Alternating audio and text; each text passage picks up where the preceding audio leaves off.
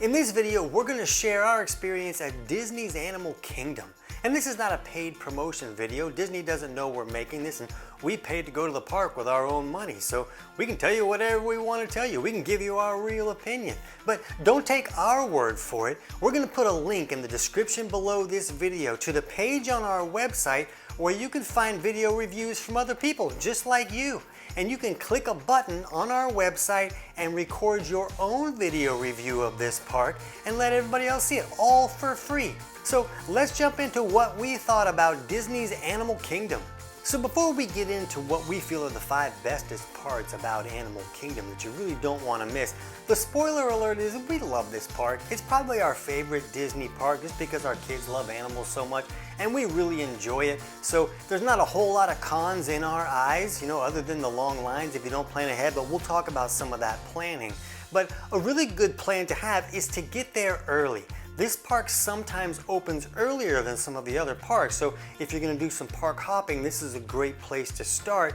And it also closes earlier than most of the other parks, just so that they can care for the animals. So we like to go here first. And if you're staying at one of the Disney resorts, you get in 30 minutes early. So just check your My Disney Experience app so that you can check what the hours are when you're going to be visiting. If you don't have that app, you really want to get it. It can be really helpful for a lot of things to make your day go a little bit smoother. We'll talk about some of those in this video.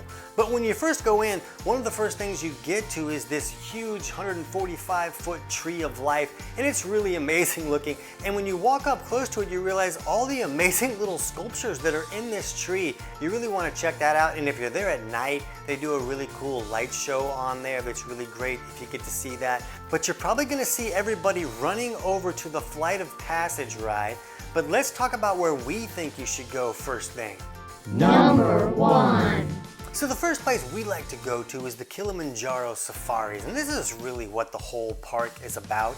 And a pro tip is when you're trying to rush into the park to beat some line, try to get a sunglasses case that doesn't have one of these metal things on it. Like the metal detectors always pick this up and they're like, "All right, take your bag over there, sir. Let's take another 5 minutes to kind of dig through all your belongings." So if you can get some kind of plastic sunglass case, that can save you some time. But the safari is really our favorite part of the park. And if you don't get to go to Africa and see all these things, it's the next best thing for a lot of people. And you really get to see a lot of animals that most people would not get to see up close without bars or some kind of fence in between you and the animal. And Disney does a great job of letting you just kind of ride through the safari and feel like there's not something in between you and the animals, even though there really is. And they also do a great job of separating the animals that are, "Hey, I want to eat you," from the other animals that are, "Hey, I really don't want to be eaten," without making you feel like there's a separation. It just feels like you're driving through different habitats and really getting to experience the animals where they are. And we like to go to the safari first because we want to go there early in the morning before it gets really hot. We're in Florida and it can get really hot, and when it's really hot, animals are like, "I want to take a nap." So if you can get there early enough when they're still active and doing animal type things, it's a little more enjoyable. So we like to go to the safari first, or maybe do it later in the day, like when it's closer to closing and the sun is starting to go down. But we sometimes like to go early in the day and later in the day. So we kind of prioritize the safari over other things. But it's fun to see some of these bigger animals up close, like these big hippos. And if you look behind the hippos, you can see people that paid a little bit extra to get more of a closer encounter animal experience. So there's options available to pay more to do these encounter type things at Animal Kingdom as well. You also get to drive over this rickety bridge and feel like, "Oh, am I gonna fall in with this crocodile that's larger than the bus?" type of situation. So it seems like they put a lot of effort into making this experience as close to a real safari as you could get.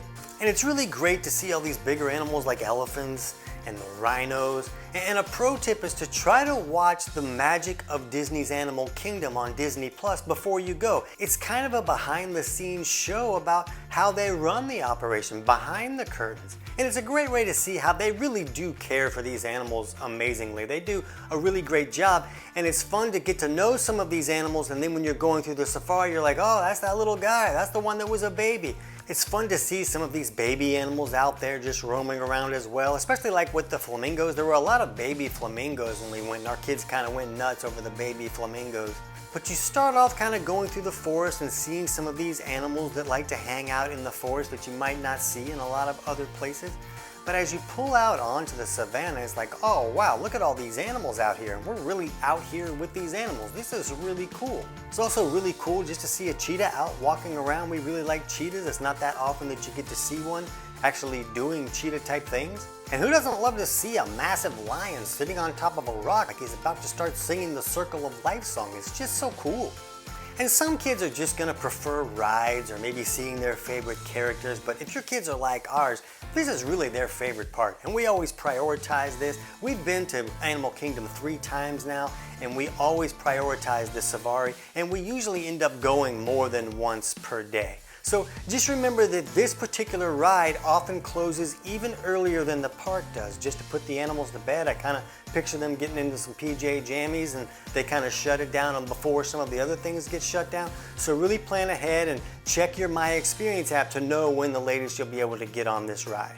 Number 2. So Pandora is going to be one of the coolest things that you've seen. They've set this up to look like the world of Avatar, and they really did an amazing job with like the floating mountain ranges and waterfalls around every corner that you walk. Like it's really beautiful. It's like significant. I'm like mad that I don't live in Pandora now. It really looks incredible. And if you're there at night, a lot of the things kind of light up. It's a very cool place. And one of the features that they have is the Navi River Serene boat ride thing, where it's kind of like Pirates of the Caribbean, but Avatar version, where you're just kind of going through these caves and tunnels in like a little floating boat. It goes slow and nice and easy, and you're just looking at different scenes of all these light up things and Avatar creatures crawling around and stuff like that. And you know, we got done, I was like, well, that was okay. You know, it wasn't the most incredible thing I've ever seen, but then my kids were like, wow, Daddy, did you see that? Oh, that was amazing. I want to go on that again right now. Let's go again now, Daddy. So, you know, again, Disney just knows my kids better than I do, I guess, because they're still talking about it today. It was really this amazing thing to them. So if you have kids, make sure you go through this ride. But the real ride in Pandora is the Flight of Passage. And Animal Kingdom has some other rides. They don't have a whole lot, but they have like the Expedition Everest roller coaster, which is a legitimate good roller coaster. But this Flight of Passage ride is probably our favorite ride in all of the Disney parks. And when you walk up to the ride, you're like, oh yeah, this is gonna be legit. And it really is legit. But this is where everybody goes first to get in line, because the line to this ride is really gonna be long in most cases. So if you're gonna get a lightning pass to anything, this is what you wanna try to get a lightning pass to. And lightning passes are kind of like the fast pass kind of things. It's a lightning lane is what they call it. And you have to pay extra to get these lightning lanes, and the prices can kind of vary. It's usually going to be somewhere between like $11 and $18 per person, depending on the day and the time of year and all that kind of stuff. But on the Disney app, you can try to reserve these up to 7 days in advance if you're staying at a resort. So this is another really big benefit of staying at a Disney resort. It's because they let you reserve these up to 7 days in advance. And if you're not staying at a resort, you can reserve them up to 3 days in advance. But you have to kind of do it fast. Like it opens up like 7 in the morning or something. You got to try and do it on that day before they get all booked up, because once they're booked up, then it can be a lot harder to get them. And for Disney parks, these rules kind of change from time to time, but right now when we're recording this, it kind of seems like you can book 3 lightning lanes at a time. And then once you use one, then you can book another one. So a lot of times during the day, you're just kind of refreshing this app to see if anything is available that you want to do. But we recommend trying to get a lightning lane for this one. Otherwise, it's going to take up a good chunk of your day just waiting in this line. And this is why everybody kind of runs there first. But we really like to get to that safari first, so we try to book a lightning lane a little later in the morning to do this one, just to make sure that we get it in, because it's unbelievable. And when you get in the line, there's just this beautiful scenery that you're walking through up to get into the main line. And when you get close to your turn, then they start doing this. You go into a little compartment where you're gonna watch a video of like, hey, we're gonna pair you with an avatar and you're gonna fly on a Banshee, and they're explaining what's going on. And you're really just waiting for your turn, but they make it very entertaining. And you just get on this little motorcycle bike-like looking thing, and you wear glasses to help the picture look more 3D and real and everything. And then when the ride starts, you're like riding on a Banshee. Like you really feel like you're flying through the air. You feel the wind in your face. You smell all these smells. You fly over the ocean and feel water spraying in your face. It's unbelievable and the imagery is stunning. It's really quite amazing. Probably one of my favorite rides that I've ever been on because you really feel like you're doing it. Like the mechanism that you're sitting on like breathes, like you feel like the Banshee is breathing. It's just really good stuff.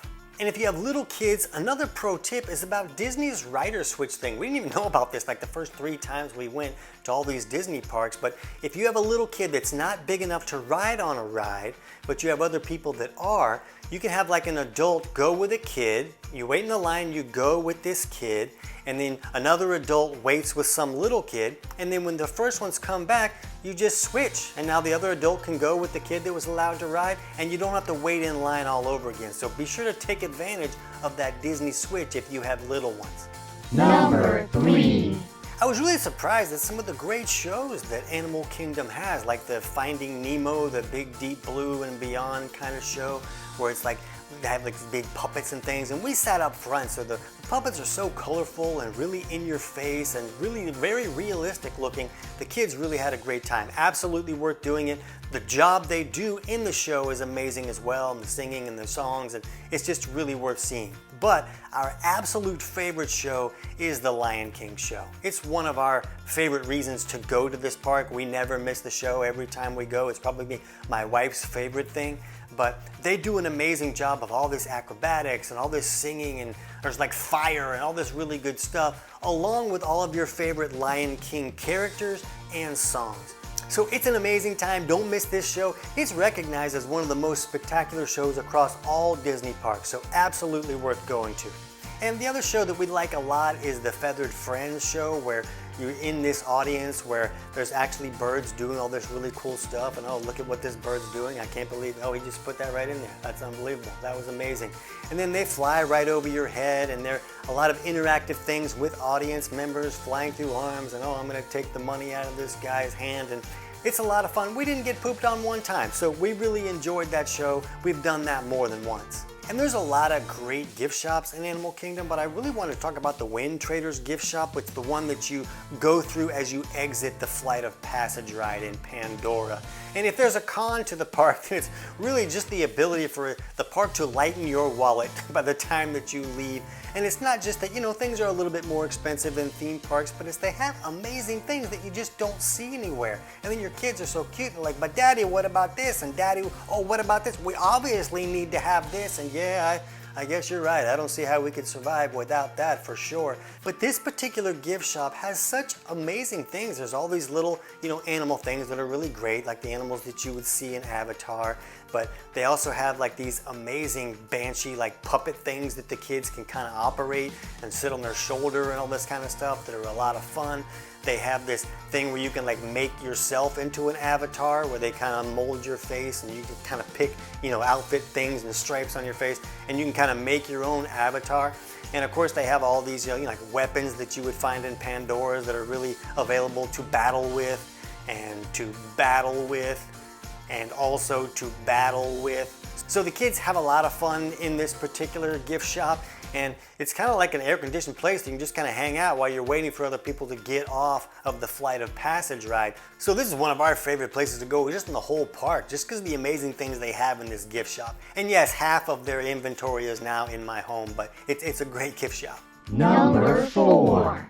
And it wouldn't be Disney without all the character interactions that the little kids just go gaga for. And throughout the park, there's places where you can like, oh, get a picture taken with this character, and all that is a lot of fun. But the Tusker House restaurant is really worth mentioning. We really enjoyed this, and this is a theme restaurant. It's usually a buffet type situation, and you're really gonna wanna make a reservation for this. They really get booked up, and you usually need a reservation to get in, or you might be waiting quite a long time. And it's not the cheapest place. You know, it kind of seems like, depending on the meal that you're eating at, that an adult for the buffet is going to be for like $49 to $65 or something like that. And even just the kids are like $33.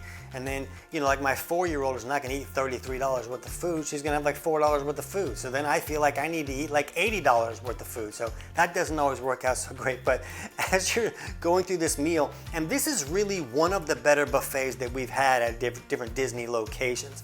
The food was really amazing, and we just had the breakfast version. But while you're having the breakfast, then all the characters are coming through, they're singing, they're dancing, and they're coming up to the kids, and you can take a lot of pictures with the kids. They're getting hugs with the kids, and of course, you know, when Disney characters give a hug, they give a good hug, and they don't stop until the kid's done hugging. So the kids really love this, and this was worth doing. So this is definitely worth planning ahead, making sure you have a reservation, and even though you can get cheaper meals in Animal Kingdom, this is absolutely worth the extra expense. Number 5. And I left the animals for last just because I view that as a little more obvious, but still it is really one of the better parts of the park. And there's animals kind of everywhere. And you really want to walk through some of these trails that they have. And there's not really a line for these trails, you just kind of walk through them like you would walk through a zoo. And the Maharaja Jungle Trek is kind of like an Asian theme type place, and it's kind of showcasing like Komodo dragons and Bengal tigers and things like that. But then they also have the Gorilla Falls Exploration Trail, and that has African themed stuff like gorillas and hippos and other animals you see there. There's also some cool aviaries where you just kind of walk through with all these birds flying around and walking around with you. You get to see a lot of birds that you might not get to see in other areas. You can also take the Wildlife Express train to Rafiki's Planet Watch, and this is another area that has a lot of other animal things going on. And the train is the only way to get to this part of the park, and the train ride alone is pretty cool. You get to see a lot of stuff, and if you watch that Animal Kingdom show that we talked about, you kind of get to see some of the behind the scene areas, like, oh, there's where that clinic goes, there's where those animals are kept. So the train ride is pretty cool. But when you get to Rafiki's, there's like a great affection section, petting zoo, where there's lots of goats that are really fun, and the kids really enjoyed that. You also have these places that you can walk through and see through the glass, like all the veterinarian areas where they do work, and you might even see some work happening there. You can see other science and nutrition areas where they might be doing some stuff with animals, and you see actual scientists in there doing stuff. So it's pretty cool that they open that up so that we can see those things. There's also like reptile areas, and I think this is where they also have like an animation thing where kids can kind of practice drawing some Disney characters, and they kind of teach how to do that. So there's lots of fun things to do over there in this Rafiki section. It's definitely worth taking the train ride over. And if you have little kids, it's worth looking into becoming a wilderness explorer. This does not cost extra, but they basically get like a little booklet when they go into the park, or there's different areas where you can find these booklets. But then there's different sections where you can just hear a little talk from a trainer where they might tell you about some things and educate some things, and they give you a badge that you put in this. So the kids kind of collect these badges as they go to different areas of the park. So look into that, that can be a lot of fun for the kids. But everywhere you go in the park, there's something going on that's a lot of fun. We really recommend it. I kind of feel like I view this particular park with rose-colored glasses just because it's our favorite. So if you've been and you liked something different, or you found some things that you really didn't like, be sure to go to our site and leave a video review so people can get other insights beyond just ours. And if you're planning to go and you don't know where you're going to be staying, as much as we love the park, there's just something about Animal Kingdom Lodge that is so amazing. I don't know why I like this place so much. But be sure to check out our video on the 5 bestest things about Animal Kingdom Lodge. I hope this helps.